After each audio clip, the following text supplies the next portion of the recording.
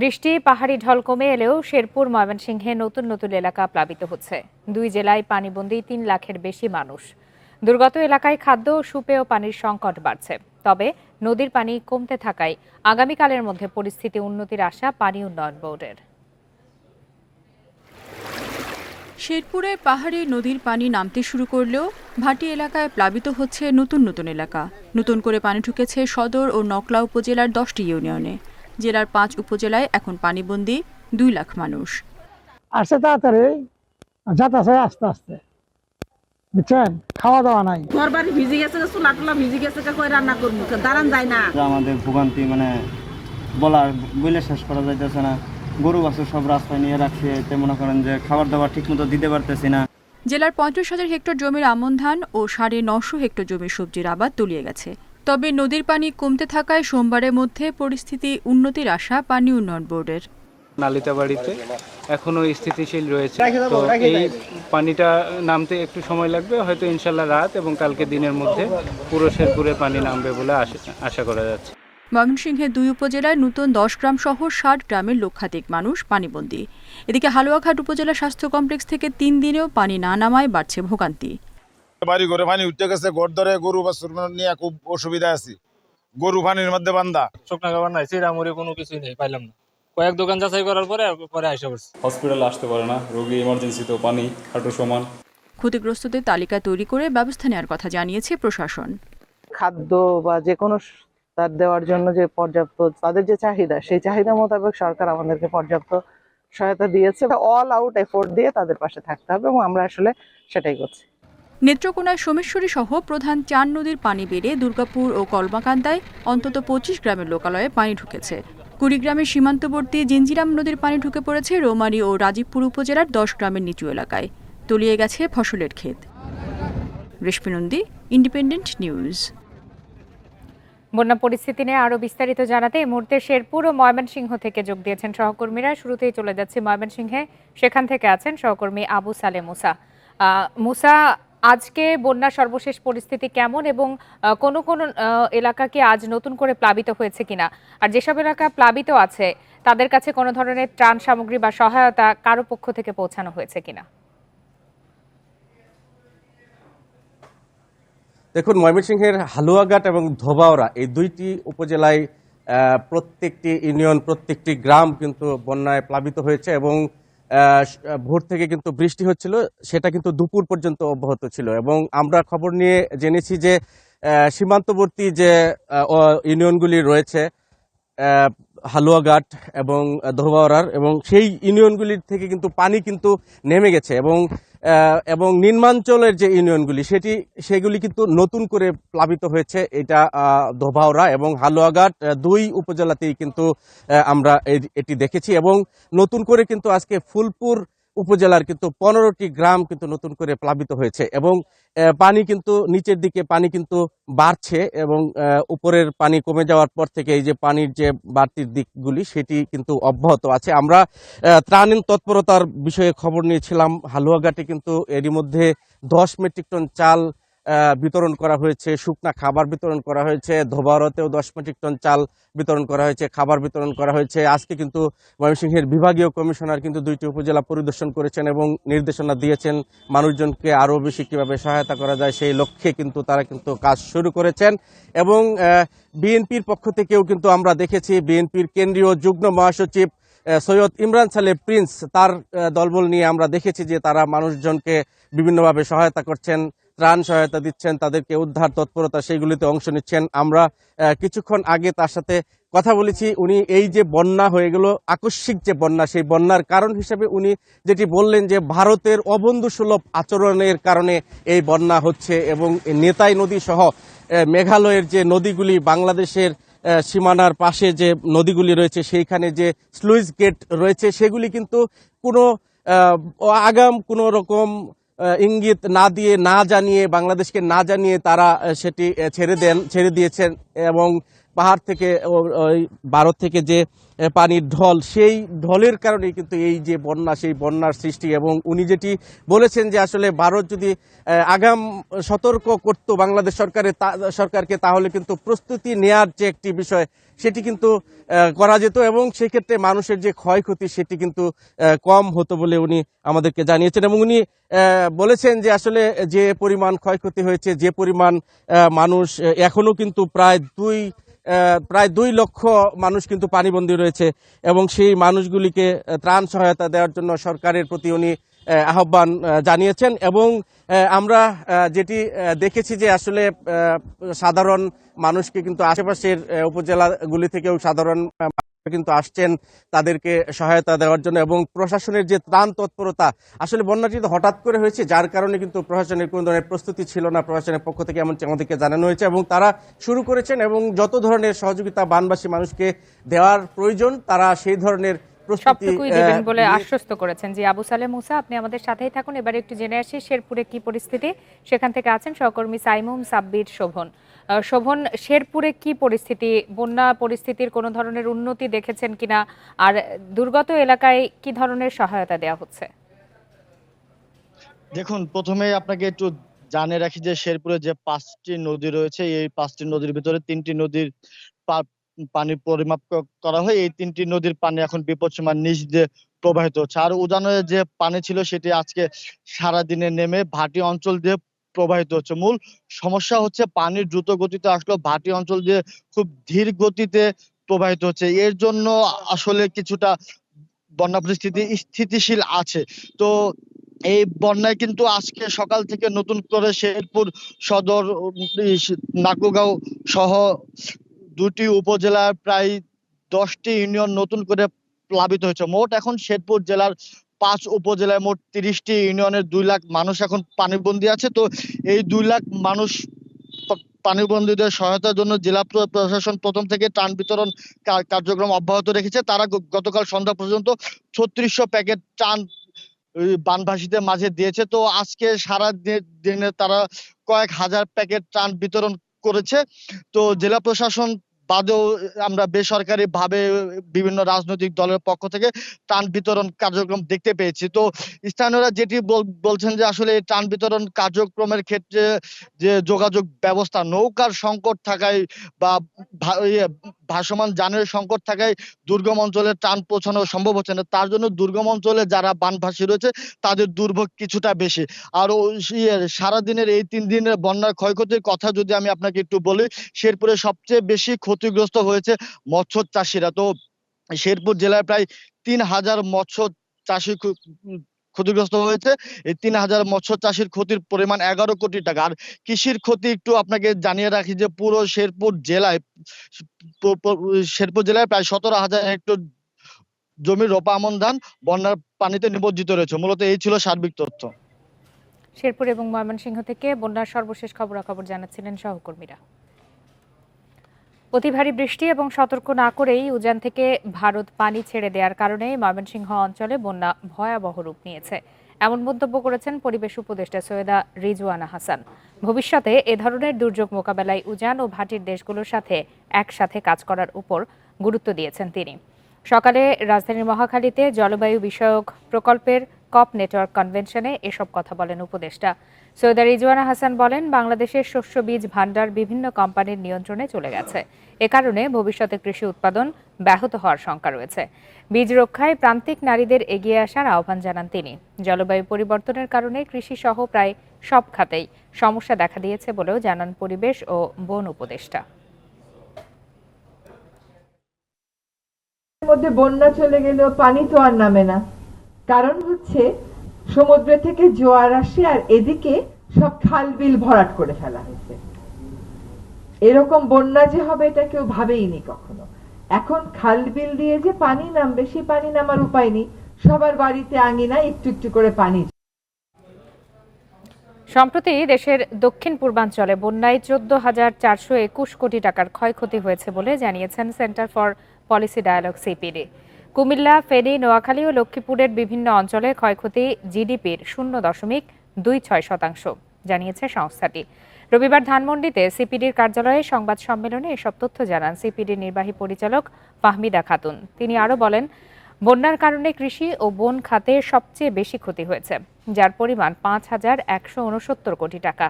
এছাড়া অবকাঠামো খাতে ৪,৬৫৩ কোটি টাকার ক্ষতি হয়েছে বলেও জানান তিনি। সংবাদ সম্মেলনে আরও জানানো হয়, জেলা হিসাবে সবচেয়ে ক্ষতিগ্রস্ত হয়েছে নোয়াখালী, যার পরিমাণ ৪,১৯১ কোটি টাকা।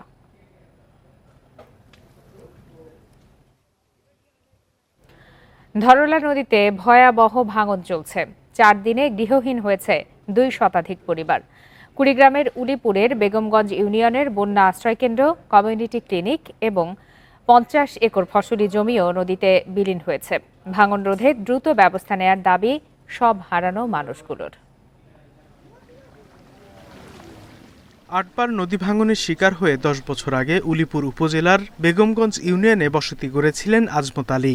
ভাঙনের শিকার হলেন আবারও। ধরলা নদীর ভাঙন শুরু হওয়ার 2 দিনের মাথায় বসত ভিটা নদীগর্ভে বিলীন হয়ে যায় তার।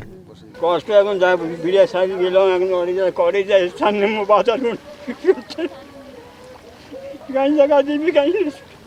শুধু আজমত আলী নয়, ধরলা নদীর ভাঙনে 4 দিনে বেগমগঞ্জ ইউনিয়নের 2 শতাধিক পরিবার হয়েছে গৃহহীন। বিলীন হয়েছে বন্যা আশ্রয়কেন্দ্র, আকেল মাহমুদ কমিউনিটি ক্লিনিক, 50 একর আবাদি জমি। ভাঙন ঝুঁকিতে রয়েছে এলাকার একমাত্র উচ্চ বিদ্যালয়টি। পরে যে কোন জায়গায় যাবে, কোনো জায়গা জমি নিতে পারে নাই, সবাই গরিব লোক, এইভাবে বসত বাড়ি কোনো মতে খাড়াখড়ি করে রাখতেছে। এই যে ধান আবাদ করছি, ফসল ফলাইছি, এই যে নাই, মুহূর্তের মধ্যে নাই।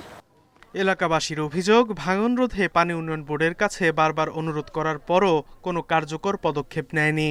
দুঃখ লাগে, এখন পর্যন্ত আমরা কোনো এখানে পানি উন্নয়ন বোর্ড থাকি দেখিনি, যে ব্যাগ বস্তা ফেলাইতে দেখিনি। তবে পানি উন্নয়ন বোর্ড বলছে, ধরলা নদীর ভাঙন রোধে জিও ব্যাগ ফেলার প্রস্তুতি নেওয়া হয়েছে। অলরেডি জিও ব্যাগ দ্বারা কাজ বাস্তবায়ন শুরু করেছি। এছাড়া ব্রহ্মপুত্রের ভাঙনে আমাদের ঘুঘুমারির পার্শ্ববর্তী যে স্কুলটি ভাঙন সম্মুখীন হয়েছে, সেটি আমরা রক্ষার্থে কাজ বাস্তবায়ন শুরু করেছি। আর ধরলার আমাদের ইতিমধ্যে 11টি প্যাকেজের দরপত্র আহ্বান করা হয়েছে। আশ্বাস নয়, ভাঙন রোধে দ্রুত সমাধান চান স্থানীয়রা।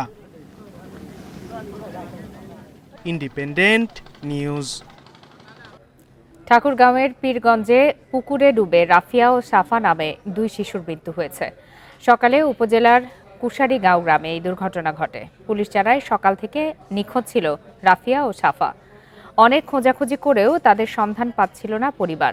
পরে বাড়ির পাশে পুকুরে তাদের মরদেহ ভাসতে দেখে উদ্ধার করে স্থানীয়রা।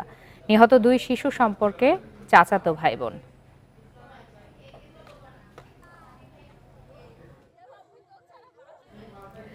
চাঁদপুরে আজ বৃষ্টি না হলেও ধীরে পানি নামতে থাকায় ভোগান্তি কমেনি শহরের বাসিন্দাদের। গত 2 দিনের ভারী বৃষ্টির জেরে আজও শহরের অলিগলির সড়কগুলো তলিয়ে আছে।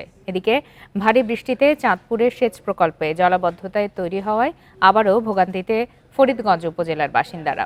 এছাড়া শাহরাস্তি উপজেলা ও হাজীগঞ্জ পৌর এলাকায় খালের ওপর প্রতিবন্ধকতা থাকায় জলাবদ্ধতার পাশাপাশি বিভিন্ন সড়কে খানাখন্দের জেরে বেড়েছে ভোগান্তি।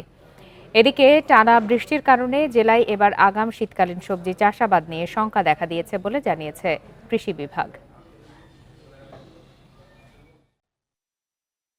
এই খালের রূপে বালু হালিয়া তারা ওয়াল করছে।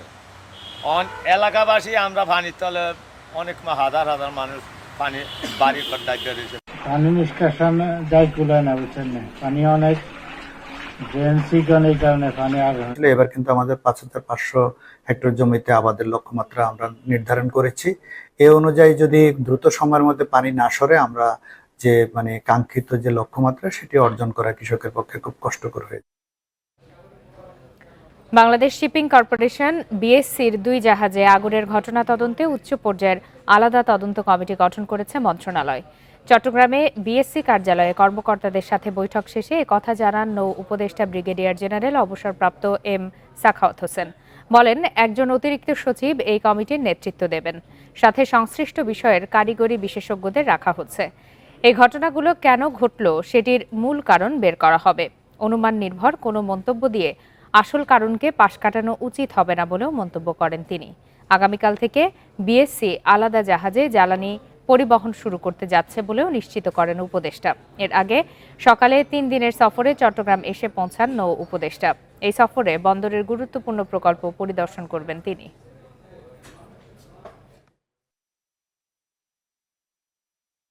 9 জনের বা 10 জনের একটা কমিটি তৈরি হয়েছে। আমি ইনশাল্লাহ ফিরে যাওয়ার পরে এটা যখন কার্যকর করে দেব, এখানে ওনারা আসবেন, এখান থেকে ইনকোয়ারি শুরু হবে, দরকার হলে তারা অন দ্য স্পট যাবেন। প্রায় 3 মাস অচল অবস্থা কাটিয়ে ক্লাস শুরু হয়েছে চট্টগ্রাম বিশ্ববিদ্যালয়ে। সকাল থেকে বিশ্ববিদ্যালয়ের সার্বিক একাডেমিক কার্যক্রমে অংশ নেন শিক্ষক শিক্ষার্থীরা। ক্লাস খোলার দিনে ক্যাম্পাসে ছিল শিক্ষার্থীদের পদচারণা। ক্লাসে উপস্থিতিও ছিল চোখে পড়ার মতো। অনুষ্ঠিত হয়েছে বিভিন্ন বিভাগের পরীক্ষাও। দীর্ঘদিন পর ক্লাস শুরু হওয়ায় খুশি শিক্ষার্থীরা। সেশন জট নিরসনে বিশেষ ব্যবস্থা নেওয়ারও দাবি জানিয়েছেন তারা। এদিকে বিশ্ববিদ্যালয়ে ক্লাস চালু হওয়ার প্রথম দিনে শিক্ষক শিক্ষার্থীরা শহীদ মিনার প্রাঙ্গণে সকালে জড়ো হয়ে সমবেত প্রার্থনা করেন। এ সময় আন্দোলনে নিহত ও আহতদের স্মরণ করা হয়।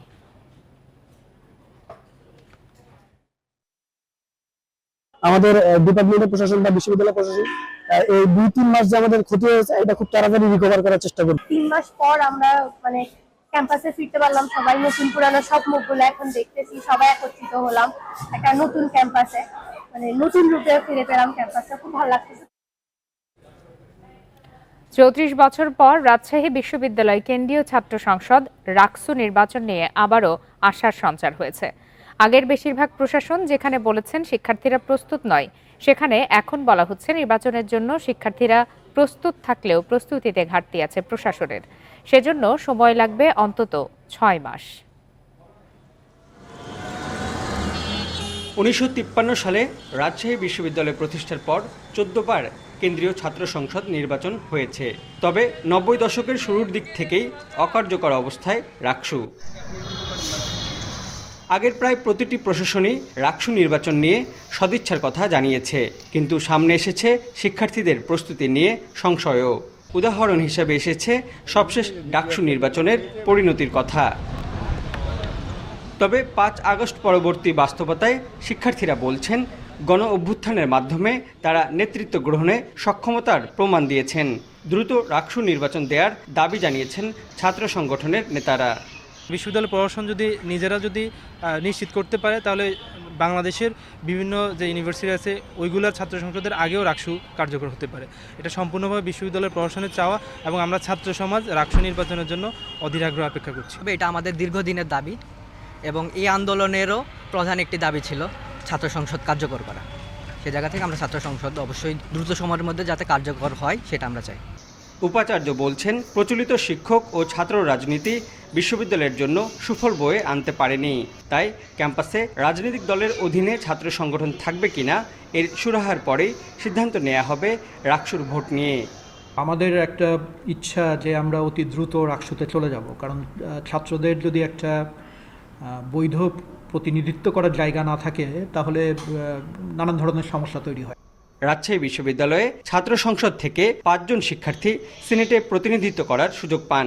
এর মাধ্যমে বিশ্ববিদ্যালয়ের উন্নয়ন সহ গুরুত্বপূর্ণ সব সিদ্ধান্তে শিক্ষার্থীদের অংশগ্রহণ নিশ্চিতের সুযোগ তৈরি হয়। Mostafiz Gani, Independent News, Rajshahi. কয়েকদিনের অস্থিরতা কাটিয়ে গাজীপুর ও আশুলিয়া শিল্পাঞ্চলে ফিরেছে স্বস্তি। চালু হয়েছে প্রায় সব কারখানা। গাজীপুরে বেশিরভাগ শিল্পাঞ্চল শান্ত রয়েছে। সকালে কাজে যোগ দিয়েছেন শ্রমিকরা। কারখানার নিরাপত্তায় পুলিশের পাশাপাশি কাজ করছে সেনাবাহিনী ও বিজিবি। এদিকে আশুলিয়া শিল্পাঞ্চলে লুসাকা গার্মেন্টসে কর্মবিরতি ছাড়া অন্য কোনো কারখানায় কর্মবিরতি নেই। 1863 শিল্প কারখানার মধ্যে 5টি কারখানা বন্ধ রেখেছে মালিকপক্ষ। বাকি কারখানাগুলোতে কাজে যোগ দিয়েছেন শ্রমিকরা। অপ্রীতিকর ঘটনা এড়াতে শিল্পাঞ্চলে আইন শৃঙ্খলা রক্ষাকারী বাহিনীর সদস্যরা সতর্ক অবস্থায় রয়েছেন।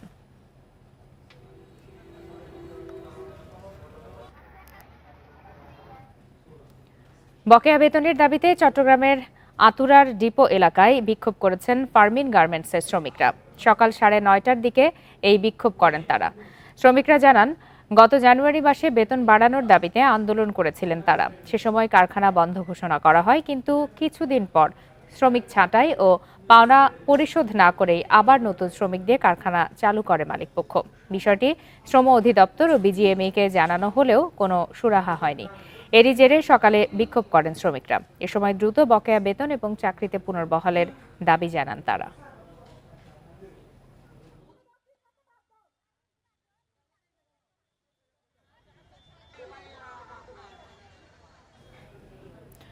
আশুলিয়ায় শিল্প খাতে অস্থিতিশীল পরিবেশ সৃষ্টির অভিযোগে ৬ জনকে আটক করেছে যৌথ বাহিনী। দুপুরে আসামিদের মামলায় গ্রেপ্তার দেখিয়ে আদালতে পাঠানো হয়েছে। এর আগে শনিবার সন্ধ্যায় আটককৃতদের আশুলিয়া থানায় হস্তান্তর করে যৌথ বাহিনী। আটককৃতরা হলেন আশুলিয়ার পলাশবাড়ি এলাকার গিয়াসউদ্দিন, আবুল হোসেন নিমাই, মাহির, আরিফ, তাহিরুল ইসলাম ও রাজু আহমেদ। পুলিশ জানায় বেশ কিছুদিন ধরে আশুলিয়া শিল্পাঞ্চলে কিছু দুষ্কৃতকারী বিশৃঙ্খলা তৈরি করে আসছে। ফলে শিল্পাঞ্চলে শ্রমিক অসন্তোষের ঘটনা ঘটছে।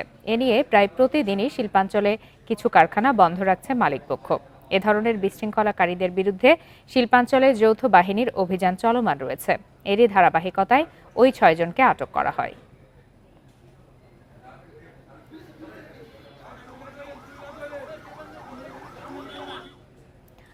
পটুয়াখালীর কলাপাড়ায় ইজি বাইকের ধাক্কায় এক শিশু নিহত হয়েছে। সকাল 9:30টার দিকে নীলগঞ্জের আমিরাবাদ এলাকায় এই ঘটনা ঘটে। নিহত লাবিব কুয়াকাটার পর্যটন ব্যবসায়ী জাকারিয়া জাহিদের ছেলে। স্বজনরা জানান, আমিরাবাদ থেকে ইজি বাইকে করে কুয়াকাটায় যাওয়ার পথে আরেকটি ইজি বাইকের ধাক্কায় ছিটকে পড়ে শিশু লাবিব। আহত অবস্থায় তাকে হাসপাতালে নেওয়া হলে চিকিৎসক মৃত ঘোষণা করেন।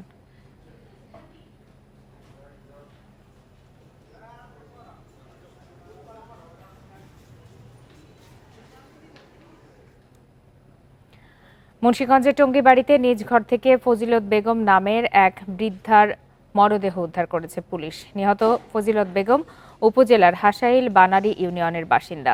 বাড়িতে একাই থাকতেন ওই বৃদ্ধা। নিহতের ছেলে জানায়, সকালে মায়ের মৃত্যুর খবর জানতে পারেন। পরে বাড়িতে গিয়ে দেখেন ধারালো অস্ত্র দিয়ে তাকে হত্যা করা হয়। নিহতের শরীরে আঘাতের চিহ্নও রয়েছে। ধারণা করা হচ্ছে পাওনা টাকার জন্য রাতে তাকে হত্যা করা হয়ে থাকতে পারে। কারণ জানতে তদন্ত করছে পুলিশ।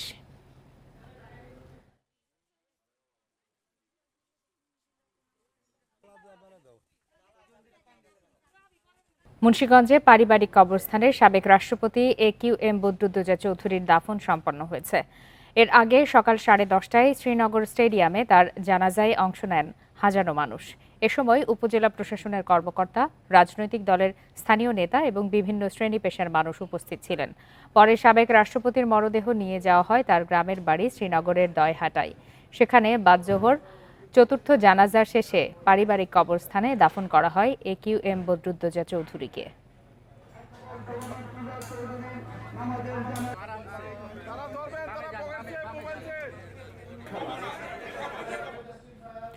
যশোরের ভবদহ অঞ্চলে পানি জমে থাকে সারা বছরই, আর বর্ষা মৌসুমে তা আরও বেড়ে যায়। এবছর টানা বৃষ্টিতে সৃষ্ট জলাবদ্ধতায় 12,000 মাছের ঘের ভেসে গেছে। এতে মোটা অঙ্কের লোকসানের মুখে পড়েছেন চাষিরা। আবহাওয়া অফিসের হিসেব অনুযায়ী যশোরে সারা বছর বৃষ্টিপাত হয় প্রায় 1500 মিলিমিটার, কিন্তু এই বছর রেকর্ড ভেঙে তা 2200 মিলিমিটার ছাড়িয়েছে।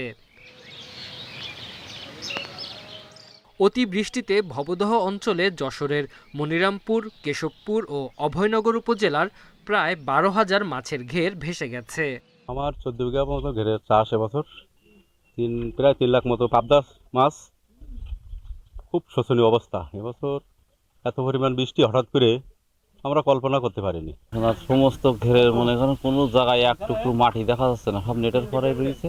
বাড়ির পানি উঠে গেছে, বাড়ির তো ব্যাপক ক্ষয়ক্ষতি হয়েছে।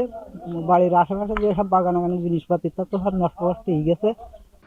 মৎস্য বিভাগ বলছে, মাছের ঘের ভেসে যাওয়ায় 210 কোটি টাকার ক্ষতির মুখে পড়েছেন প্রায় 5,000 মাছ চাষি। ঘেরগুলি ভেসে যাওয়ার কারণে ওইখানে যে ঘেরের চিংড়ি ছিল, সাদা মাছ ছিল, এগুলি অন্যান্য প্লাবন ভূমিগুলিতে ছড়িয়ে পড়েছে এবং এই ছড়িয়ে পড়ার কারণে এরা চাষিরা খুব ক্ষতিগ্রস্ত হয়েছে। আমরা প্রাথমিকভাবে এখন পর্যন্ত যে হিসাব পেয়েছি তাতে প্রায় 210 কোটি টাকার মতো মাছ এবং অবকাঠামোগত ক্ষয়ক্ষতি হয়েছে। সংশ্লিষ্ট দপ্তরগুলোর সমন্বয়হীনতার কারণে ভবদহ অঞ্চলে সমস্যার সমাধান হয়নি আজও, অভিযোগ ভুক্তভোগীদের। সরকার বিভিন্ন সময় বিভিন্ন প্রজেক্ট হাতে নিয়েছে, কিন্তু সে সরকার প্রজেক্টটা কিন্তু ঠিকমতো কখনোই করতে পারি নাই, যে কারণে আমাদের এই মূলত সমস্যা। ভবদহ অঞ্চলে সেচের মাধ্যমে পানি নিষ্কাশনের পাইলট প্রকল্পটিও পূর্ণতা পায়নি এখনও। Independent news. বাংলাদেশ ব্যাংকের উদ্যোগে প্রকাশ্যে ঋণ বিতরণ কর্মসূচির আওতায় তাৎক্ষণিক ঋণ নেয়ার সুযোগ পেলেন সুনামগঞ্জের স্বল্প আয়ের মানুষ ও কৃষকরা। বেলা ১১টার দিকে শহরের শহীদ জগৎজ্যোতি পাঠাগার মিলনায়তনে প্রকাশ্যে ঋণ বিতরণ কর্মসূচি অনুষ্ঠিত হয়েছে।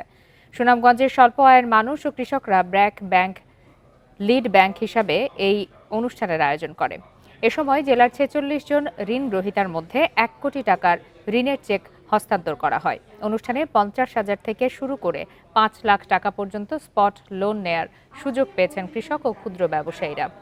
বাংলাদেশ ব্যাংকের ৭৫০ কোটি টাকার পুনঃ অর্থায়ন সুবিধার আওতায় এসব স্বল্প আয়ের মানুষকে এই ঋণ দেওয়া হয়েছে। সহজ ঋণের মাধ্যমে প্রান্তিক মানুষেরা নিজেদের ব্যবসায় পুঁজি খাটিয়ে নতুন ব্যবসা প্রতিষ্ঠা করতে পারবেন। সেই সাথে প্রকাশ্যে ঋণ বিতরণ কর্মসূচির মাধ্যমে নতুন কর্মসংস্থান সৃষ্টিতে গুরুত্বপূর্ণ ভূমিকা রাখবে বলে মনে করে ব্যাংক কর্মকর্তারা। এ সময় নারীদের আরও বেশি ঋণ সহায়তা দিয়ে অনুপ্রাণিত করার আহ্বান জানান বাংলাদেশ ব্যাংকের কর্মকর্তারা। যদি আমরা প্রান্তিক জনগোষ্ঠীকে যদি আমরা আর্থিক অন্তর্ভুক্তির আওতায় আনতে না পারি, তাহলে হয়তো দেশের উন্নয়ন বা দেশকে একটা ভালো পর্যায়ে নিয়ে যাওয়াটা অনেক কঠিন। ব্যাংকারদেরকে আমরা বলবো, আপনারা একটু এই দিকে একটু নজর দিবেন। আপনারা এই লোনগুলোকে আমাদের যে নারী গ্রাহক আছে তাদেরকে আপনারা উদ্বুদ্ধ করবেন, তারা যেন ব্যাংকে এসে খুব সহজভাবে এই লোনগুলো গ্রহণ করতে পারে। সঠিকভাবে মাংস সংরক্ষণ ও পরিষ্কার না করার অভিযোগে সিলেটে সুলতানস ডাইনকে ৩০,০০০ টাকা জরিমানা করা হয়েছে। দুপুরে রেস্টুরেন্টের জিন্দাবাজার শাখায় অভিযান চালায় ভোক্তা অধিকার ও নিরাপদ খাদ্য অধিদপ্তর কর্তৃপক্ষ। পরে ভোক্তা অধিকারের সহকারী পরিচালক জানান, সুলতানস ডাইনের যেখানে মাংস সংরক্ষণ করা হয় সেখানে জেনারেটর নেই, এতে সঠিকভাবে মাংস সংরক্ষণ হয় না। এছাড়া কেটে রাখা মাংস পরিষ্কারের পদ্ধতিও সঠিক নয়। এসব অভিযোগে রেস্টুরেন্ট কর্তৃপক্ষকে ৩০,০০০ টাকা জরিমানা করা হয়। একই সঙ্গে আগামী ৫ দিনের মধ্যে মাংস কেনার রসিদ সহ অন্যান্য কাগজপত্র ঠিক করারও নির্দেশনা দেওয়া হয়েছে বলে জানান ভোক্তা অধিকারের কর্মকর্তারা।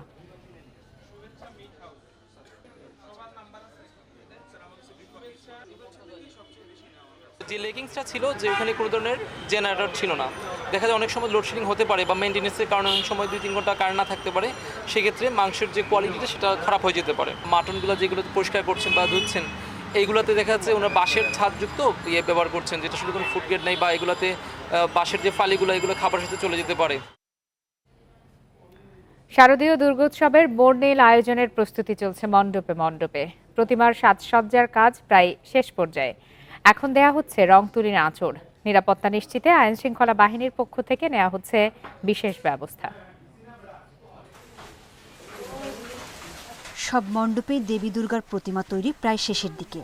এখন চলছে রং তুলির কাজ। মণ্ডপে মণ্ডপে তৈরি হচ্ছে উৎসবের আবহ। নাটোরে এবার ৩৬০টি মণ্ডপে হচ্ছে দুর্গাপূজা। সাজসজ্জার কাজ প্রায় শেষের পথে। আগামী ৮ তারিখ সন্ধ্যা থেকে আমাদের শারদীয় দুর্গাপূজা অনুষ্ঠিত হতে যাচ্ছে। ৯ তারিখে আমাদের ষষ্ঠী পূজার মাধ্যমে আমাদের দেবীপক্ষের সূচনা হবে। গোপালগঞ্জে পূজা হচ্ছে ১,২৯৪টি মণ্ডপে। অনেক মন্দিরেই রং তুলির কাজ শেষ হয়েছে। যেগুলোতে কাজ বাকি আছে সেখানে দিনরাত পরিশ্রম করছেন শিল্পীরা। ৩৫-৩৬ বছর খুব আড়ম্বরে পুজোটা হয়, লাইটিং আলোকসজ্জা করি। সকাল থেকে গভীর রাত পর্যন্ত ব্যস্ত সময় পার করছেন নড়াইলের প্রতিমা শিল্পীরা। জেলায় এবার ৫৫৬টি মণ্ডপে শারদীয় দুর্গোৎসব হবে। আমার দাদা সেকেন্ড ভাস্কর প্রতিমা তৈরি করে, তো ওই ডিজাইনের কাজ, রং করার কাজ এগুলো আমরা ছোট থেকেই করে আসতেছি। খাগড়াছড়িতে উৎসব নির্বিঘ্ন রাখতে প্রশাসনের সঙ্গে সমন্বয় করে কাজ করছে পূজা উদযাপন কমিটি। আমরা আশা করি অন্যান্য বছরের ন্যায় আমরা এবছর দুর্গাপূজা সাড়ম্বরের সহিত উদযাপিত করতে পারব। জয়পুরহাট চুয়াডাঙ্গায় পূজা উদযাপন কমিটির সঙ্গে মতবিনিময় করেছে জেলা প্রশাসন ও পুলিশ। গুরুত্বপূর্ণ মণ্ডপে 2 জন এবং সাধারণ মণ্ডপে 1 জন করে পুলিশ সদস্যকে স্ট্যাটিক ডিউটি দেওয়া হয়েছে। এছাড়া 34টি মোবাইল পেট্রোল টিম, 5টি স্ট্রাইকিং টিম সার্বক্ষণিক মাঠে থাকবে। এবছর দেবী দুর্গার আগমন হবে দোলায় চড়ে। আর আনুষ্ঠানিকতা শেষে কৈলাসে ফিরবেন ঘটকে। সোহেলি জাহান, ইন্ডিপেন্ডেন্ট নিউজ। দুর্গাপূজা উপলক্ষে কুমিল্লায় পূজা মণ্ডপে বিজিবি ও আনসার সদস্য মোতায়েন করা হয়েছে। গুরুত্বপূর্ণ এবং অতি গুরুত্বপূর্ণ বিবেচনায় বিভিন্ন মণ্ডপে 6 থেকে 8 জন আনসার সদস্য 24 ঘন্টা তাদের দায়িত্ব পালন করবেন। কন্ট্রোল রুমের মাধ্যমে আনসার সদস্যদের কার্যক্রম পর্যবেক্ষণ করা হবে বলে জানিয়েছেন কুমিল্লা জেলা আনসার কমান্ডার মোহাম্মদ রাশেদুজ্জামান। কুমিল্লায় এবার সীমান্ত এলাকায় 122টি মণ্ডপে 82 প্লাটুন বিজিবি মোতায়েন থাকবে।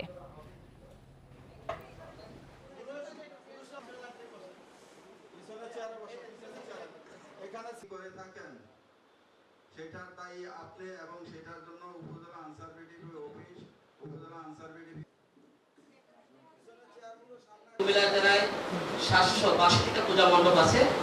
এখানে আমাদের প্রতিটা পূজা মণ্ডপ অতি গুরুত্বপূর্ণ, সেখানে 8 জন, গুরুত্বপূর্ণ 6 জন এবং সাধারণে 6 জন ডিউটি পালন করে। এই মণ্ডপসমূহের নিরাপত্তার জন্য আমরা বিভিন্ন জায়গায় বেস ক্যাম্প স্থাপনের মাধ্যমে আমরা নিরাপত্তা নিশ্চিত করার জন্য আমরা ইতিমধ্যেই আমাদের যে জনবল সেটা ডিপ্লয়মেন্ট সম্পন্ন হয়েছে। গাজীপুরে দুর্গাপূজার নিরাপত্তা নিয়ে মত বিনিময় সভা করেছে বিএনপি। এছাড়া পূজা উপলক্ষে মণ্ডপগুলোতে উপহার বিতরণ করা হয়। দুপুরে শহরের শিব মন্দিরে আয়োজিত সভায় মহানগর বিএনপির নেতারা বলেন, এবার মহানগরে 107টি মণ্ডপে অনুষ্ঠিত হবে পূজা। দুর্গোৎসবে নিরাপত্তা নিশ্চিত করার আহ্বান জানিয়ে বিএনপি নেতারা বলেন, এদেশে সবাই নিরাপদে তাদের ধর্মীয় উৎসব উদযাপন করবে। দেশের স্বার্থে সবাইকে একতাবদ্ধ থাকার আহ্বানও জানান তারা। পরে দলের ভারপ্রাপ্ত চেয়ারম্যান তারেক রহমানের পক্ষ থেকে প্রতিটি মণ্ডপে 10,000 টাকা করে অনুদান দেয়া হয়।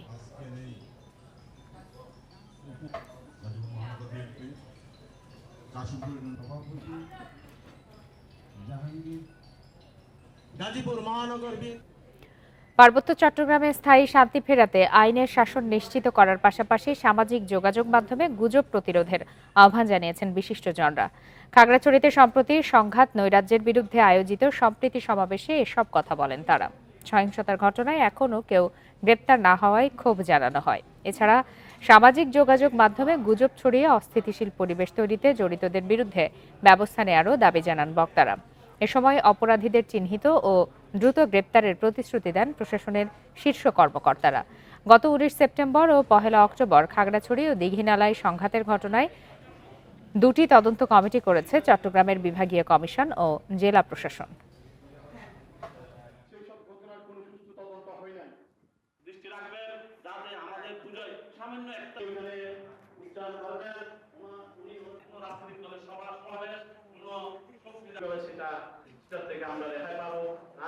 বাজারে যে বিশৃঙ্খলা করছে, যারা 144 ভঙ্গ করছে, আমাদের কাছে প্রায় 61 জনের তালিকা পেয়েছি আমরা, কারাগার করছে। এগুলো আমরা 3 দিন ধরে আমরা সিসি ক্যামেরা ফুটেজ, বিভিন্ন গোয়েন্দা সংস্থা, এখানে আমাদের জোন কমান্ডার সবাই মিলে আমরা রেডি করছি, কিন্তু কেউ বাদী হচ্ছে না মামলা দেওয়ার জন্য। খাগড়াছড়িতে পুলিশের বহরে যুক্ত হলো 2টি armed personal career APC. Police super Arefin Jewel জানিয়েছেন, পুলিশের নিয়মিত সক্ষমতা বৃদ্ধি ও আধুনিকায়নের অংশ হিসাবে অন্য জেলার মতো খাগড়াছড়িতেও এপিসি যুক্ত করা হয়েছে। এপিসি মূলত সাঁজোয়া কর্মী বাহক যান, যা যুদ্ধের ময়দানে পদাতিক বাহিনীকে আনা নেয়ার কাজে ব্যবহার করা হয়। সাধারণত এপিসিতে অস্ত্র হিসাবে মেশিন গান ব্যবহার করা হয়, তবে আরও বিভিন্ন রকমের ভারী অস্ত্রের ব্যবহারও দেখা যায়।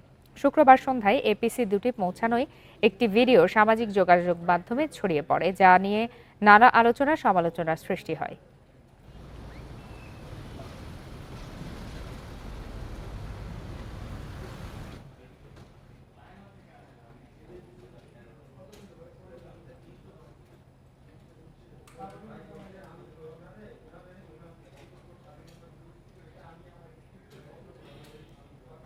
মাগুরায় 36টি ইউনিয়নের মধ্যে অর্ধেকের বেশি ইউনিয়নে চেয়ারম্যানরা কার্যালয়ে না আসায় নাগরিক সনদ সহ অনেক সেবা বন্ধ হয়ে গেছে। আওয়ামী লীগ সরকার পতনের পর এই সংকট তৈরি হয়। বিকল্পভাবে কিছু সেবা চালু থাকলেও ভোগান্তি বেড়েছে মানুষের। নির্বাচনের মাধ্যমে সেবা নিশ্চিত করার দাবি অনেকের। আওয়ামী লীগ সরকার পতনের পর গা ঢাকা দেন মাগুরা সদরের Jagdal union chairman Syed Rafiqul Islam. Union পরিষদে প্যানেল চেয়ারম্যানও নেই। নাগরিক সনদ সহ বিভিন্ন সেবা দায় থমকে আছে। একই সময় ধরে কার্যালয়ে আসেন না গোপালগ্রাম ইউনিয়নের চেয়ারম্যান আওয়ামী লীগ নেতা নাসিরুল ইসলাম মিলন। অভিযোগ আছে তিনি এক প্রতিবেশীকে দিয়ে তার স্বাক্ষর নকল করে ইউনিয়নে উপস্থিতি দেন আর মাগুরা শহরে শিক্ষকতা করেন। জনগণ সেবামূলক কাজ থেকে সব সেবামূলক থেকে বঞ্চিত। চেয়ারম্যান সাহেব আসেন না, তা আমরা ইউনিয়ন পরিষদের মেম্বার হিসেবে আমরা সমাধান দিতে পারছি না। আমার উদ্যত কর্মকর্তার কাছে একটা সুষ্ঠু সমাধান চাই।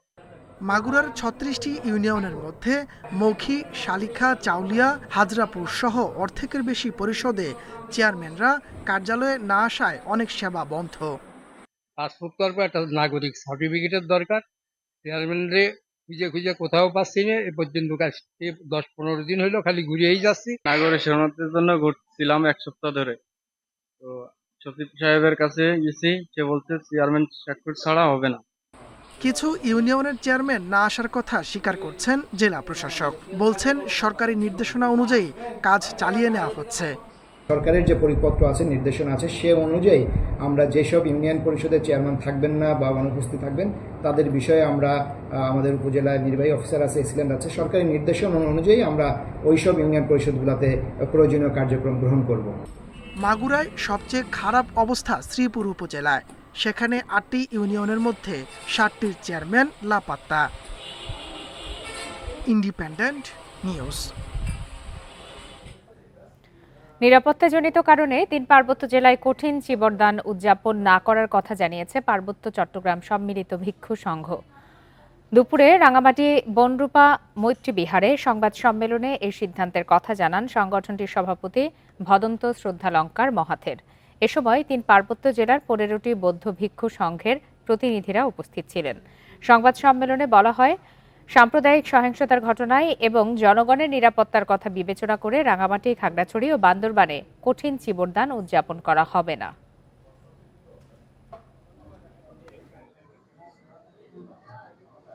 সম্মানিত সাংবাদিক ভাইরা আছেন,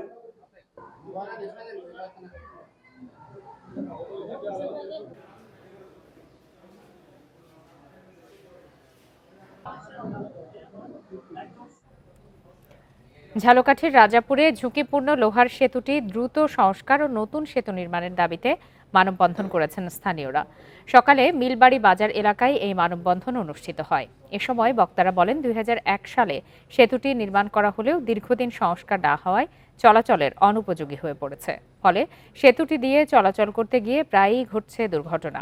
বর্তমানে কাঠ ও গাছের খুঁটি দিয়ে সেতুটি মেরামত করে কোনো মতে চলাচল করছেন স্থানীয়রা।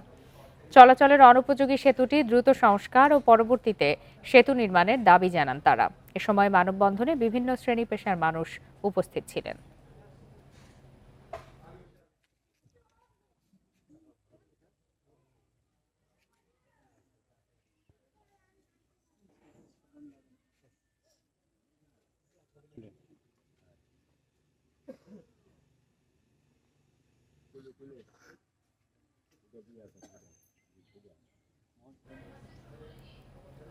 আর এরই সাথে শেষ করছি আজকের সমগ্র বাংলাদেশ।